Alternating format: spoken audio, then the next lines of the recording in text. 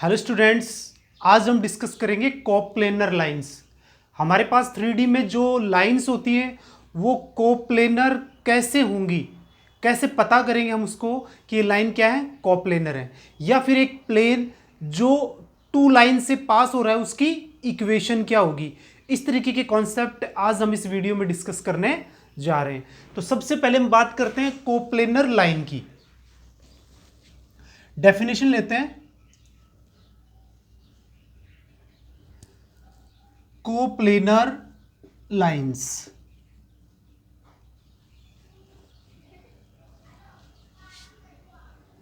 which are lies in same plane, which are lies same plane, यानी एक ही plane में lies होने वाली लाइंस क्या होंगी हमारे पास, कोप्लेनर लाइंस होंगी। अब यहां से आप देखें कि हमारे पास एक प्लेन है, ये हमारे पास प्लेन है। अब इसमें एक लाइन ये है, दूसरी लाइन ये है, तो ये जो आपको टू लाइंस दिखाई दे रही है, ये L1, ये हमारे पास क्या है, L2। तो ये हमारे पास क्या है, टू लाइंस हैं जो आपको एक ही प्लेन में दिखाई दे रही है। ठीक है, वन लाइन होगी वो भी कोप्लेनर हो सकती है कि एक ही प्लेन के अंदर है, तो लेकिन मोर देन वन लाइंस हमारे पास अगर एक ही प्लेन में है तो वो लाइन हमारे पास कैसी है, कोप्लेनर लाइंस है। अब यहां पे देखो, ये हमारा प्लेन है, ओके। अब एक लाइन यहां पे है इसमें, ठीक है, दूसरी लाइन ऐसे है, तो ये दोनों एक ही प्लेन में है। तो यहां पे मैं एक इंपॉर्टेंट कंसेप्ट आपको ये बता दूं कि हमारे पास क्या होता है, नॉर्मल वेक्टर होता है। क्या होता है, नॉर्मल वेक्टर। कौन होता है हमारे पास नॉर्मल वेक्टर, एन वेक्टर।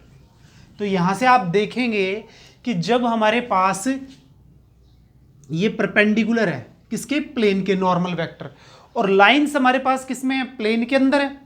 ठीक है, तो ये जो लाइंस है इस नॉर्मल की क्या हो गई, परपेंडिकुलर हो गई, या परपेंडिकुलर जो एन वेक्टर है वो किसके परपेंडिकुलर हो गया, L1 लाइन के भी हो गया और L2 लाइन के भी हो गया, क्योंकि जितनी भी लाइंस प्लेन के अंदर होंगी उन सब के ये क्या होगा, परपेंडिकुलर। यहां होगी उसकी परपेंडिकुलर होगा, यहां होगी उसकी परपेंडिकुलर होगा, और यहां होगी उसके भी परपेंडिकुलर होगा। तो यहां पे सबसे इंपॉर्टेंट बात यही है कि हमारे पास जो लाइन कोप्लेनर है उनके परपेंडिकुलर क्या होगा, नॉर्मल वेक्टर होगा, किसका, प्लेन का। ठीक है, तो कौन सी लाइंस कोप्लेनर है, which are lies in same plane, जो एक ही प्लेन के अंदर है। अब सबसे पहले हम यहां पे क्या करते हैं, एक केस लेते हैं। दो टाइप के केस लेंगे हम। केस फर्स्ट की बात करते हैं। If line x minus x1 upon a1, y minus y1 upon b1, और z minus z1 upon c1। अब देखो यहां पे ये हमारे पास एक लाइन है, लाइन लाइज इन प्लेन। अब हमारे पास प्लेन क्या है, ax by cz plus D is equals to 0। तो यहां से आप देखें कि हमारे पास जो प्लेन है ax plus B Y plus C Z plus D is equals to 0, उसमें ये लाइन लाइज करती है। तो इसकी कंडीशन बनेगी, क्या क्या बनेगी, अब आपको समझ में आएगा कि जैसे एक ही लाइन है इसमें ये, ठीक है, तो ये लाइन है हमारे पास कौन सी, L1, या फिर अपन इसको क्या कह देते हैं, एक ही लाइन है, तो ये हमारे पास कौन सी है, लाइन L। ये लाइन इस प्लेन के अंदर है, कौन से प्लेन के अंदर है, ax plus B y c Z plus D is equal to 0 के अंदर है ये। ठीक है, तो ये लाइन जिस पॉइंट से पास हो रही है, ठीक है, अब हमें पता है कि हमारे पास since line L passes to point, इस पॉइंट को अपन क्या ले लेते हैं, A ले लेते हैं ना। कौन से पॉइंट से पास हो रही है, x1 y1 और z1। अब आप देखें x1 y1 z1 से लाइन क्या हो रही है, पास हो रही है। Line L passes to point A x1 y1 और z1। अब आप यहां पे देखें कि ये जो प्लेन है ये भी तो इस पॉइंट से पास हो रहा है, क्योंकि लाइन प्लेन के अंदर है। तो जिस पॉइंट से लाइन पास होगी उसी पॉइंट से कौन पास होगा, प्लेन भी पास होगा। Then plane also passes to point A. ठीक है, अब प्लेन भी इससे पास होगा। अब कोई प्लेन किसी पॉइंट से पास हो रहा है तो उसको क्या करेगा, वो सेटिस्फाई करेगा। क्या करेगा, सेटिस्फाई।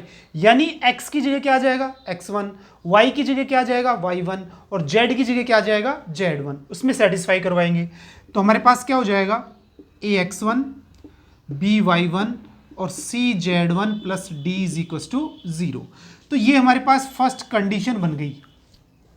ठीक है, कि एक लाइन अगर गिवन प्लेन के अंदर लाइज करेगी, ठीक है, तो जिस पॉइंट से लाइन पास हो रही है उसको किसके अंदर पुटअप कर देंगे, प्लेन के अंदर पुटअप कर देंगे। ओके, एंड अब आप दूसरी कंडीशन देखो इसमें कि जब हमारे पास ये प्लेन है और ये इसका नॉर्मल है, ठीक है, तो इस लाइन के भी तो परपेंडिकुलर होगा। ठीक है, तो ये दोनों कैसे हो गए, परपेंडिकुलर हो गए। तो परपेंडिकुलर होने की कंडीशन क्या है, टू लाइंस की, ये भी लाइन ही होगी ना, वेक्टर क्या है, लाइन सेगमेंट हो गया। ठीक है, तो क्या होता है, A vector dot B vector is equal to 0, या a1 a2 b1 b2 c1 c2 is equal to 0। तो इसके डायरेक्शन रेशियोज क्या हैं प्लेन के, ए बी और सी, इसके a1 b1 c1 इनके डॉट प्रोडक्ट का सम क्या हो जाएगा अपने पास, 0 हो जाएगा।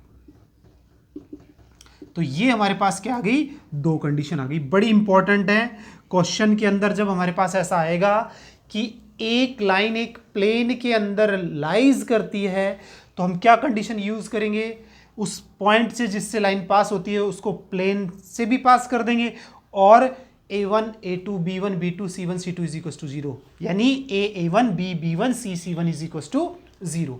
ये कंडीशन हम क्या कर लेंगे, यूज कर लेंगे।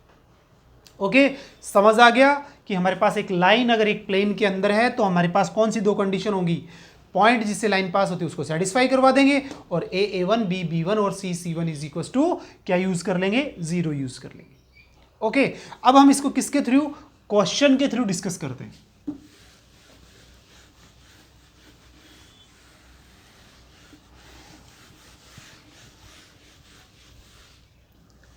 हमारा क्वेश्चन है, if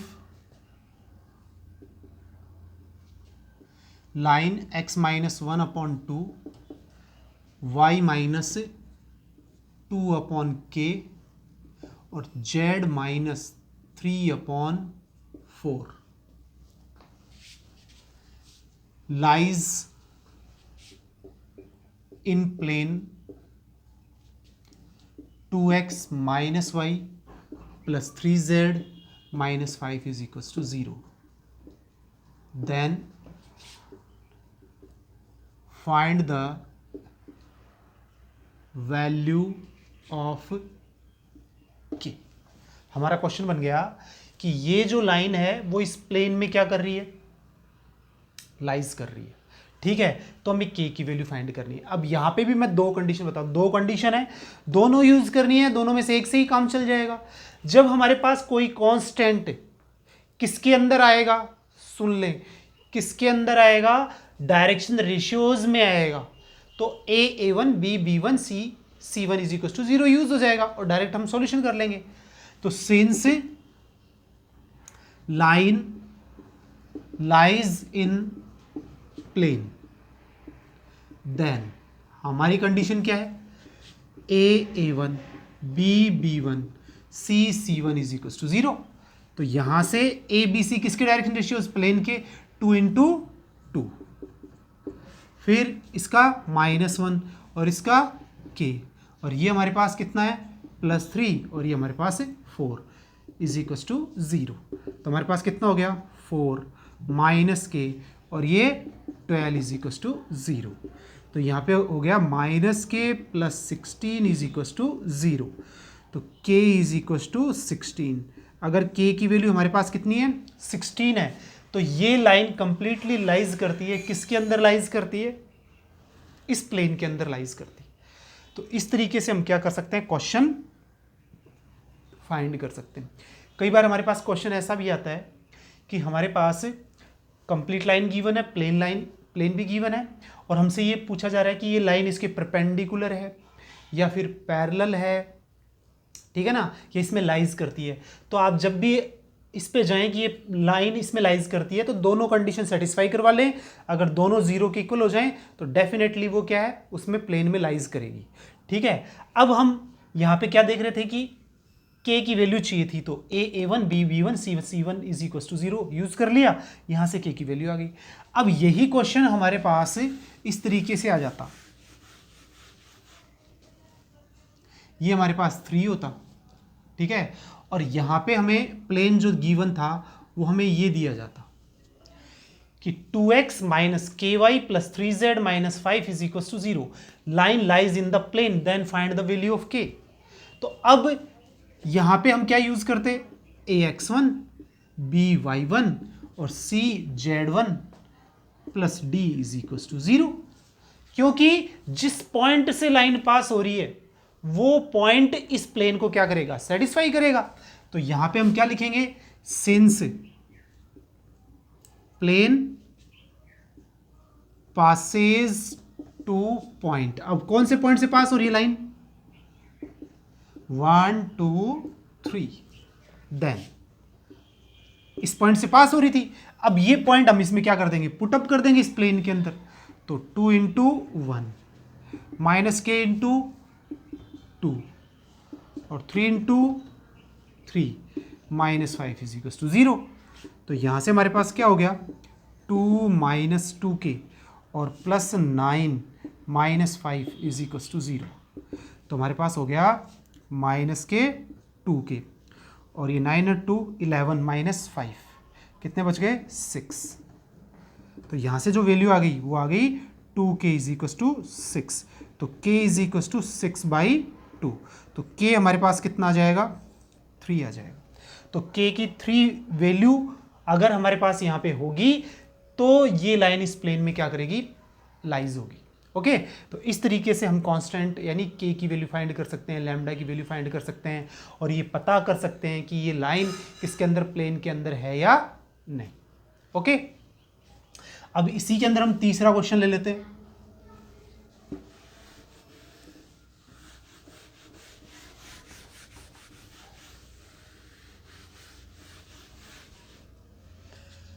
show that the line x minus 1 upon 2 y plus 1 upon 1 z minus 1 upon minus 1 lies in plane x minus y plus z plus 3 is equals to 0। क्या ये लाइन इस प्लेन के अंदर lies करती है या नहीं करती, ठीक है ना, ये हमें चेक करना है, ठीक है। अब यहां से हम क्या करेंगे, सबसे पहले तो क्या फाइंड करेंगे, पॉइंट फाइंड करेंगे, किससे पास हो रही है, 1 माइनस 1 और 1 से, ठीक है। तो अब यहां पे आप देखेंगे कि since ax1 by1 cz1 plus d, इसकी वैल्यू फाइंड करते हैं। तो a की वैल्यू हमारे पास कितनी है, प्लेन के अंदर ये पॉइंट पुटअप करना है, तो ये कितना हो गया, 1 प्लस 1 प्लस 1, ठीक है। और यहाँ पे अपन क्या ले लेते हैं, -3, तो ये -3, तो कितना हो गया, 3 माइनस 3 इज इक्वल टू 0। यानी अब हम ये कह सकते हैं कि ये प्लेन है ना, इस पॉइंट से क्या हो रहा है, पास हो रहा है। एंड अब हम क्या लेंगे, a1 b1, तो यहाँ से कितना होएगा, 2 इंटू 1 यानी a1 b1 c1। अब इसकी वैल्यू फाइंड करेंगे कि 0 आएगी कि नहीं आएगी। तो a1 2 इंटू 1, फिर कितना है, 1 इंटू -1, और ये अपने पास कितना है, -1 इंटू 1, और ये हमारे पास कितना हो गया, -3, ठीक है। तो ये हमने क्या ले लिया यहाँ से, तो ये कितना हो गया, 2, और ये हमारे पास कितना है, -1, और ये हमारे पास कितना है -1 और -3। तो यहाँ से आप देखेंगे 2 -2 -3, ये इससे कैंसिल -3, ठीक है, नॉट इक्वस टू 0। एक कंडीशन तो क्या आ गई, 0 आ गई, बट सेकंड वाली कंडीशन क्या है, नॉट इक्वस टू 0, ठीक है ना। तो क्या लिखेंगे, therefore then line not lies in the given plane. अगर ये वैल्यू भी 0 आ जाती तो फिर हम कह सकते थे कि ये लाइन किसके अंदर लाइज करती है, इस प्लेन के अंदर लाइज करती है। ओके, तो ये तो फर्स्ट केस के क्वेश्चंस हो गए, उसकी कंडीशन हो गई। अब हम चलते हैं सेकंड केस की तरफ। हमारा सेकंड केस क्या है, इसके अंदर किस तरीके की कंडीशन बनेगी। अब यहां पे हम ये देखते हैं, लाइन हम क्या लेते हैं, L1 x minus x1 upon A1, y minus y1 upon B1 और z minus z1 upon C1 and second line L2 x minus x2 upon A2, y minus y2 upon B2 और z minus z1 upon C2। यानी हमें ये check करना है कि इस plane की इक्वेशन क्या होगी जिसके अंदर लाइन L1 और L2 लाइज करती है, ये L1 और ये L2। टू लाइंस कैसी हैं, कोप्लेनर है, कैसी हैं, एक ही प्लेन में है, सिर्फ हमें ये गिवन है, तो उस प्लेन की इक्वेशन क्या होगी, ठीक है। अब यहां से आप देखें, ये तो किससे पास है, ए पॉइंट से, और ये हमारे पास किससे पास है, बी पॉइंट से, ठीक है। तो यहां पे आप देखें, पॉइंट ए हमारे पास क्या है, x1 y1 और z1 एंड बी पॉइंट हमारे पास क्या है, x2 y2 और z2। क्योंकि फर्स्ट लाइन कौन से पॉइंट से पास हो रही है, x1 y1 z1 और सेकंड x2 y2 और z2, तो दोनों पॉइंट्स हमारे पास हैं, इनसे पास हो रही है। अब हमें क्या चाहिए, प्लेन चाहिए, ठीक है। तो यहां से आप देखें कि ये हमारे पास क्या है, परपेंडिकुलर एन वेक्टर, बोलो है कि नहीं है, किसके परपेंडिकुलर, दो लाइन एक प्लेन के अंदर है और ये इसके क्या है, परपेंडिकुलर है, तो दोनों लाइंस के क्या रहेगा, परपेंडिकुलर रहेगा। तो यहां से अब हमें इस प्लेन की इक्वेशन फाइंड करनी है।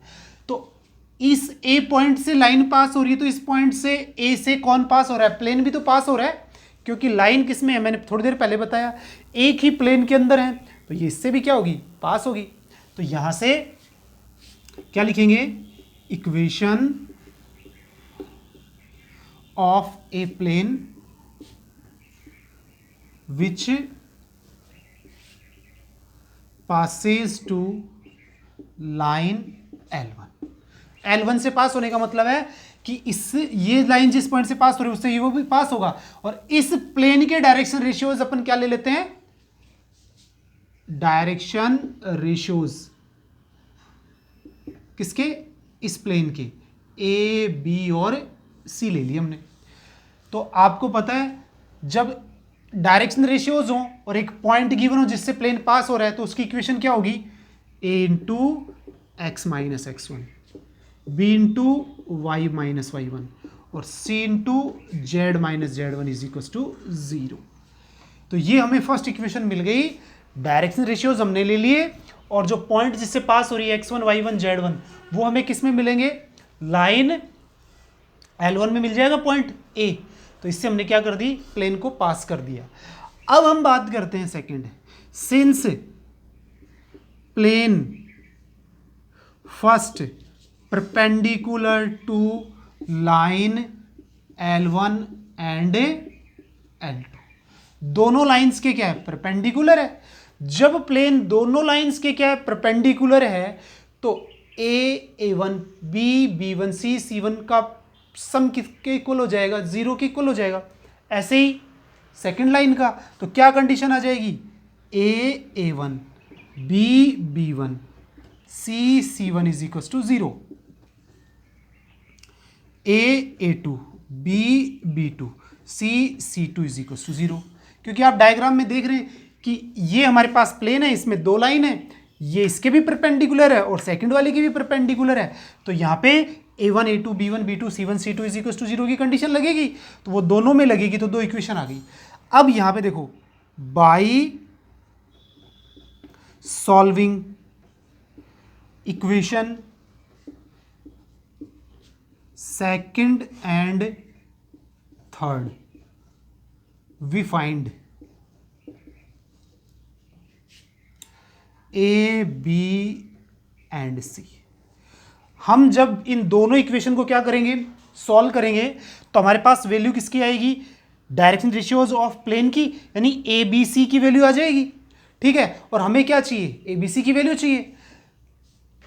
अब क्या करेंगे, ABC की वैल्यू इक्वेशन नंबर फर्स्ट में क्या कर देंगे, पुट कर देंगे, तो हमारे पास प्लेन की इक्वेशन आ जाएगी। After this, by putting values of A, B, C in equation first, we find equation of required plane। जो हमारे पास रिक्वायर्ड प्लेन है उसकी इक्वेशन हम फाइंड कर लेंगे। बड़ा सिंपल सा प्रोसेस है। अगर हमारे पास टू लाइंस गिवन है जो एक ही प्लेन के अंदर है, तो उस प्लेन की इक्वेशन हमें फाइंड करनी है। ठीक है, तो सबसे पहले हम उसके डायरेक्शनल रेशियोज ले लेंगे ABC, और जिस पॉइंट से लाइन L1 पास हो रही है उससे पास कर देंगे, या फिर लाइन L2 जिस पॉइंट से पास हो रही है हम उससे पास कर देंगे। अगर इनसे पास करने पे हमारे पास क्या बन जाएगा, प्लेन बन जाएगा, जिसमें किसकी कमी है, A, B और C की कमी है। ठीक है, फिर जो प्लेन हम फाइंड करने जा रहे हैं फर्स्ट, वो परपेंडिकुलर है किसके, लाइन L1 और L2 के। जब इन दोनों के परपेंडिकुलर है तो फिर हम कौन सी कंडीशन यूज करेंगे, A1 A2 B1 B2 plus C1 C2 का सम इज इक्वल टू 0। तो दोनों लाइंस के साथ परपेंडिकुलर है तो दो इक्वेशन आ गई। दोनों को क्रॉस मल्टीप्लिकेशन से सॉल्व करेंगे तो हमारे पास ABC की वैल्यू आ जाएगी, और जब ABC की वैल्यू आ जाएगी तो after this by putting the value of ABC in equation number first we find the equation of required plane, यानी जो हमें प्लेन रिक्वायर्ड है उसकी इक्वेशन हम क्या कर लेंगे, यहाँ पे फाइंड कर लेंगे। तो इस तरीके से हम क्या कर सकते हैं, टू लाइन जिस प्लेन में लाइज करते हैं उस प्लेन की इक्वेशन फाइंड कर सकते हैं। ओके स्टूडेंट्स, अब हम क्वेश्चन ले लेते हैं।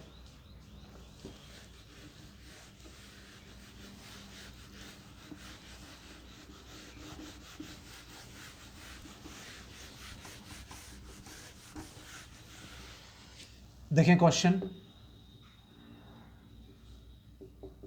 Find the equation of a plane which contains two lines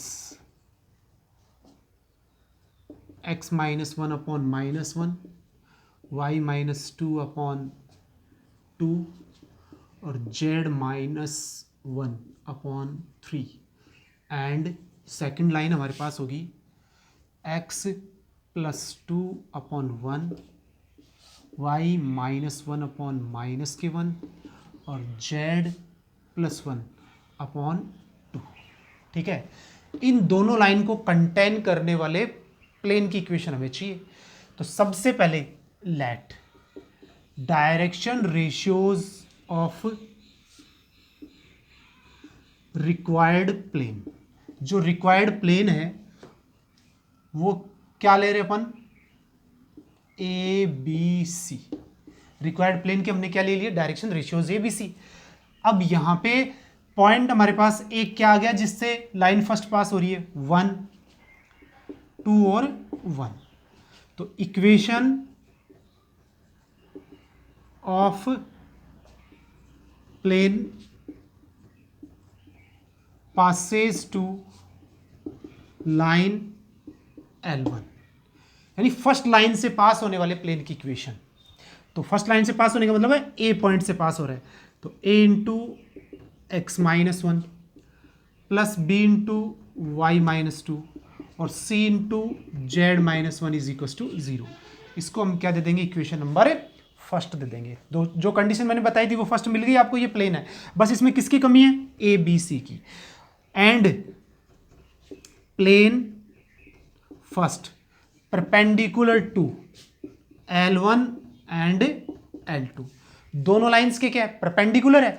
दोनों लाइन के जब ये परपेंडिकुलर है तो A1 A2 plus B1 B2 C1 C2 वाली कंडीशन लगेगी। तो ये तो A है और इसके डायरेक्शन रेशियोज क्या है, माइनस ए। तो minus A plus 2B plus 3C is equal to 0, ये सेकंड। और यहाँ पे कितना है, A माइनस B और ये 2C इज इक्वल टू 0। अब हम क्या करेंगे, by equation second and third दोनों को सॉल्व करेंगे। तो A upon minus B upon और C अपॉन, तो सबसे पहले A, इसको छोड़ देते हैं। ये कितना आ गया 4 और ये प्लस के 3, फिर इसको छोड़ देते हैं, माइनस के 2 और ये माइनस के 3। अब यहाँ पे थर्ड को छोड़ेंगे तो अपने पास कितना आएगा 1 और माइनस 2।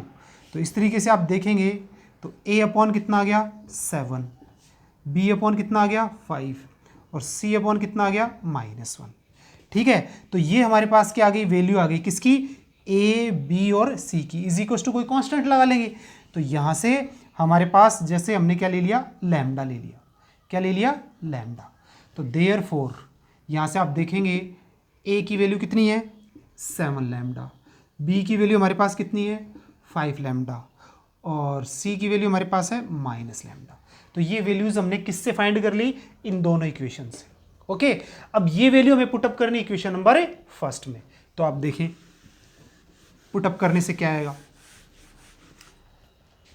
तो यहां से क्या आ जाएगी 7 lambda x minus 1, 5 lambda y minus 2 और minus lambda z minus 1 is equal to 0।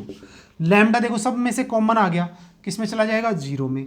7 into x minus 1, 5 into Y minus 2 और minus z minus 1 is equal to 0। तो यहाँ से हो गया 7x माइनस 7, 5y माइनस 10 और z plus 1 is equal to 0। तो equation of required plane, therefore equation of required plane, required plane की equation हमारे पास क्या हो जाएगी 7x plus 5y minus Z और ये 10 माइनस के, ये 7 तो माइनस के 17 प्लस 1 माइनस के 16 इज इक्वल टू 0। ये इक्वेशन है जिसके अंदर लाइन फर्स्ट और सेकंड दोनों क्या कर रही हैं, लाइज कर रही हैं। तो इस तरीके से हम क्या कर सकते हैं, इक्वेशन फाइंड कर सकते हैं किसकी, प्लेन विच कंटेनिंग 2 लाइन्स। तो दोनों केस कंप्लीट हो गए। कोप्लेनर लाइन कौन सी होती है और कोप्लेनर होंगी प्लेन के साथ, तो प्लेन की इक्वेशन क्या होगी, या फिर एक लाइन प्लेन के साथ कोप्लेनर होगी तो उसकी कंडीशन क्या होगी और उसके थ्रू हम क्वेश्चंस कैसे सॉल्व कर सकते हैं, ये सब हमने डिस्कस कर लिया। इस प्रोसेस को आप अच्छे से ध्यान रखें। ओके।